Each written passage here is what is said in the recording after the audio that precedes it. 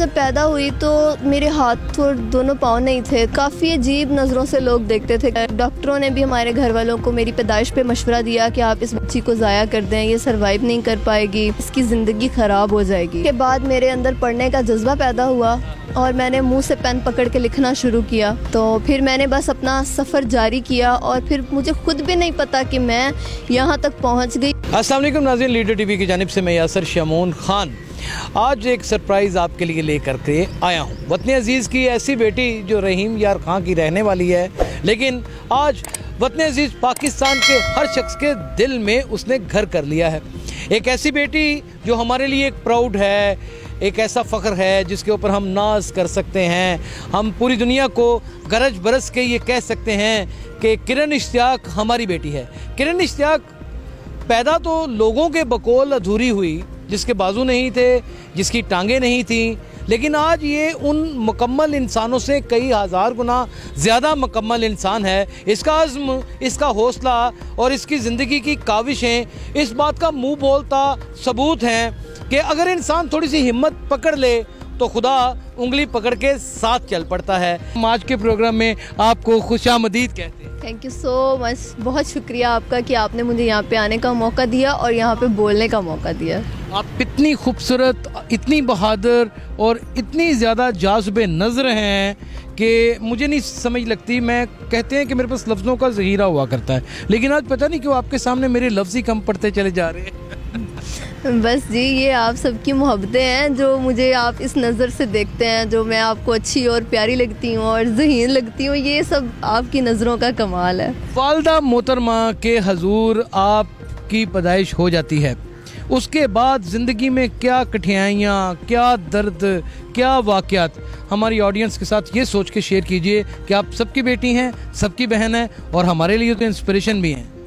जी बिल्कुल, असल जो ज़िंदगी है इंसान की वो तब भी शुरू होती है जब इंसान पैदा होता है और उसके बाद उसने बहुत सारे चैलेंजेस का सामना करना होता है। तो मैं जब पैदा हुई तो मेरे हाथ और दोनों पाँव नहीं थे, तो मतलब काफ़ी अजीब नज़रों से लोग देखते थे कि बच्ची इस तरह की है। और डॉक्टरों ने भी हमारे घर वालों को मेरी पैदाइश पे मशवरा दिया कि आप इस बच्ची को ज़ाया कर दें, ये सर्वाइव नहीं कर पाएगी।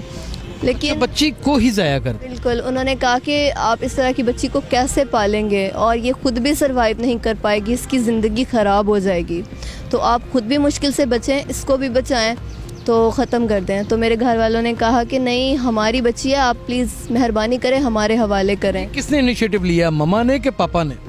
नहीं जी, बिल्कुल नहीं, ये मेरे दादाजी और मेरी फूफो ने लिया है और अपनी मेहनत और काविशों की वजह से मैं आज एक ऐसे मुकाम पे हूँ कि लोग मुझे देख के प्राउड फील करते हैं और मैं यही चाहती थी कि मैं कुछ बन के, कुछ करके उन लोगों को बता सकूं जो कहते थे किरण कुछ नहीं कर सकेगी। लेकिन जब उस वक्त लोगों ने कहा कि आपको डिस्ट्रॉय कर दिया जाए, ख़त्म कर दिया जाए, तो उसके बाद आपके घर वालों ने इनिशिएटिव लिया, ज़िंदगी चल पड़ी। कोई और ऐसे मुश्किल मराहल तो बहुत से आए? जी बिल्कुल, उसके बाद मेरे अंदर पढ़ने का जज्बा पैदा हुआ और मैंने मुंह से पेन पकड़ के लिखना शुरू किया।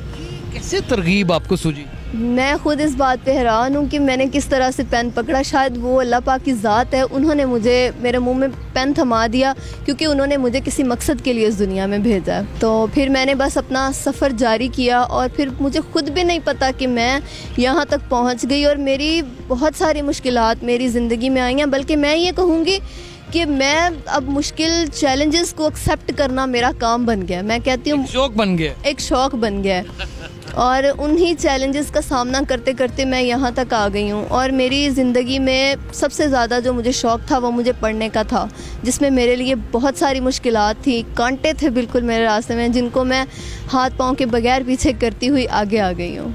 ये लगता है कि आपने खुद ही किए हैं या फिर आपके साथ कोई ऐसी खुदा जैसी मखलूक, खुदा जैसी हस्ती मौजूद थी जो शायद कि वजूद में ना सही लेकिन एहसास के तौर पे नज़र भी आती है और महसूस भी होती है? बिल्कुल जी, वो ज़ात जिसने पैदा किया है उसने सारे वसीले बना के सोच के मुझे यहाँ भेजा है और खुदा के बाद मेरे अपने जो मेरे घर वाले हैं वो हैं मेरे साथी हैं, वही सब कुछ है मेरे लिए और उनकी वजह से मैं आज इस मुकाम पे हूँ। प्रिंसेस ऑफ पाकिस्तान, मुझे ये बताइए आप कि इतना इतना हौसला, इतनी ताकत, इतनी हिम्मत कहाँ से ले आई आप? मैं मर्द होके इतने हौसले और इतनी ताकत और इतनी हिम्मत का मालिक नहीं हूँ? बस ये जज्बा, ये शौक़ मेरे अंदर शुरू से ही था, पैदाइश से ही मेरे अंदर ये जज्बा था जो कि मुझे आज यहाँ तक लेके आया। और अगला जो मेरा चैलेंज मेरी लाइफ में आने वाला है वो भी मैंने अपने लिए खुद चुना है कि मैं अभी BS इंग्लिश के बाद CSS करूँगी। मैं ये जानना चाहता हूँ कि जब आपने पेन थमा लिया अपने मुंह में और लिखना पढ़ना शुरू किया, इसकी बाकायदा तालीम आपने किसी स्कूल से हासिल की या फिर कोई घर में ट्यूशन या कोई ट्यूटर? जी बिल्कुल, मैं नॉर्मल स्कूल्स में जाती रही हूँ। एक तो होते हैं ना स्पेशल स्कूल्स होते हैं बच्चों के लिए। स्कूल्स में तो बहुत सारे लोग, हमारे यहाँ तो एक मेंटेलिटी ऐसी भी है जो इंसानों की नहीं है, जानवरों की है। वो बहुत ज़्यादा इरिटेट और प्रॉब्लम्स तो खड़ी करती हो। हाँ जी बिल्कुल, बहुत सारे पॉजिटिव सोचने वाले लोग भी हैं और नेगेटिव सोच भी रखते हैं। तो इस तरह मैंने जहाँ पे भी कदम रखा वहाँ पे मेरे लिए आसानियाँ ही थी। आसानियाँ ही थी। मैं ये बात बहुत फ़ख्र से गरज बरस के कहती हूँ कि मैं जहाँ भी कदम रखती हूँ वहाँ मेरे लिए आसानियाँ होती हैं।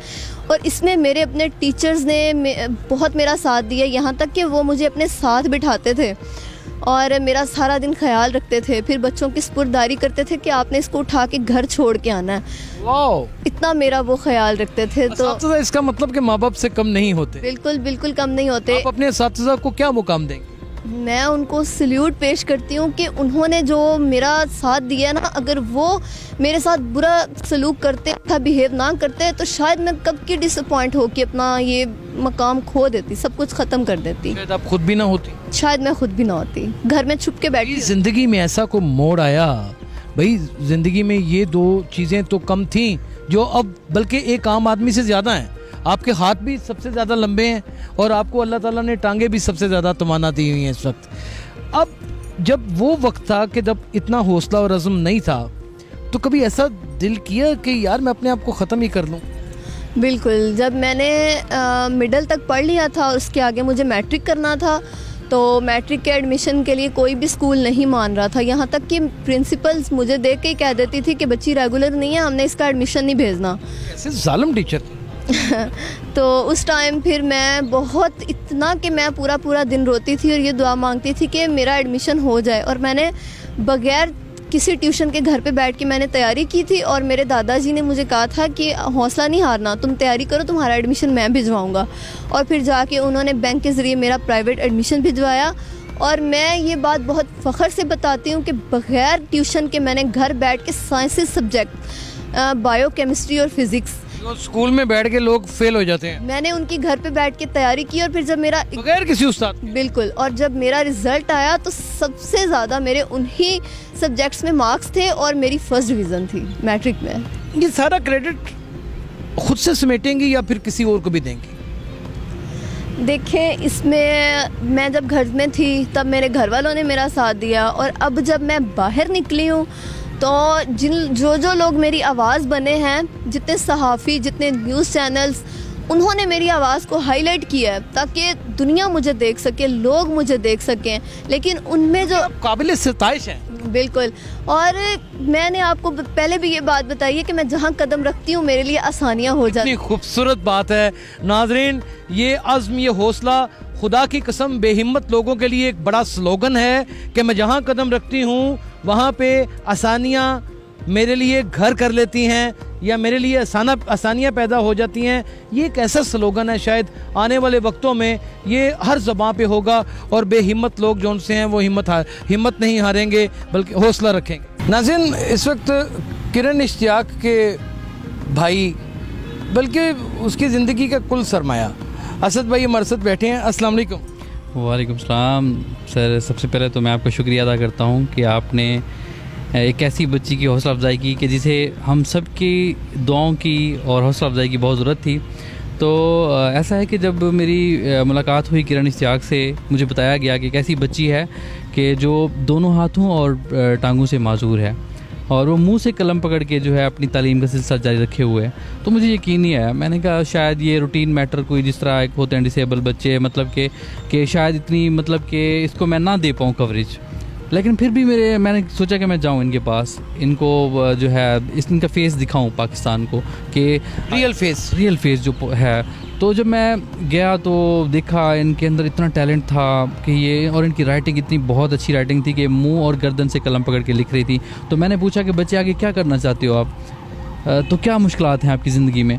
तो इन्होंने मुझे बताया कि मेरी वालदा मुझे जब मैं पैदा हुई तो छोड़ के चली गई, मेरे फादर की डेथ हो गई है, तो अब मैं ख़ुद को बहुत अकेला फ़ील कर रही हूँ। और आजकल के हालात में जो कि बहुत सारी, एक आम इंसान के लिए बहुत सारी स्ट्रगल्स होती हैं, तो मैं तो मतलब कि डिसेबल हूँ, तो आप खुद सोचें कि मेरी ज़िंदगी में कितने अंधेरे हैं। तो मैंने अल्लाह से भी दुआ की और मैंने कोशिश की कि इंशाल्लाह जितना इसको मैं दुनिया के सामने दिखाऊंगा। और अल्हम्दुलिल्लाह ये मेरी कामयाबी नहीं, ये हम सब की कामयाबी, और देखने वालों को मैं इसका क्रेडिट दूंगा जिन्होंने इनकी पोस्ट शेयर्स की, लाइक की, वीडियोस को लाइक किया और उन हुकाम तक पहुंचाया कि जिन्होंने इनके लिए तमाम चीज़ों का बंदोबस्त किया। और आज अल्हम्दुलिल्लाह इसकी ज़िंदगी से तकरीबन जितनी भी यानी कि तालीम हासिल करने में रुकावटें थी वो दूर हो चुकी हैं। और आज इनको हम लाहौर भी लाए हैं, इस्लामाबाद भी लेके जा रहे हैं। इनकी ये विश थी कि मैंने लाहौर और इस्लामाबाद की सैर करनी है, तो हमने इनकी ये विश भी पूरी कर दी है। किरण इश्तियाक ने हमें अपने कीमती वक्त में से वक्त निकाल के इंटरव्यू दिया। हौसले जवां हो, अज़्म हो और खुशियां साथ रख के इंसान चल पड़े और परवाह ना करे किसी चीज़ की,